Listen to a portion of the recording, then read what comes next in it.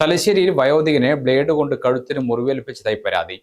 ചെമ്പിലോട് സ്വദേശി നാസറിനാണ് പരിക്കേറ്റത്. തലശ്ശേരി പുതിയ ബസ് സ്റ്റാൻഡിൽ ചൊവ്വാഴ്ച ഉച്ചയ്ക്ക് 1:45 സംഭവം. അക്രമത്തിൽ ഗുരുതരമായി പരിക്കേറ്റ നാസറിനെ ഉടൻ തന്നെ പോലീസ് തലശ്ശേരി ജനറൽ ആശുപത്രിയിൽ പ്രവേശിപ്പിച്ചു. എന്നാൽ പരിക്ക് അതീവ ഗുരുതരമായതിനാൽ പ്രാഥമിക ശുശ്രൂഷകൾക്ക് ശേഷം വിദഗ്ധ ചികിത്സയ്ക്കായി പരിയാരം മെഡിക്കൽ കോളേജ് ആശുപത്രിയിലേക്ക് മാറ്റി.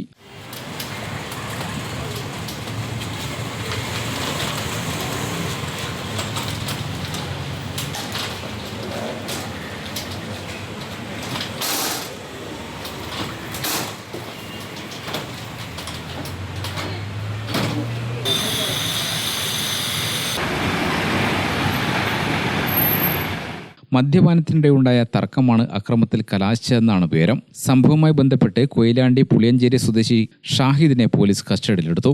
ഇരുവരും ആക്രി സാധനങ്ങൾ ശേഖരിച്ച് വിൽപ്പന നടത്തുന്നവരാണ്. ഗ്രാമിക ന്യൂസ്, തലശ്ശേരി.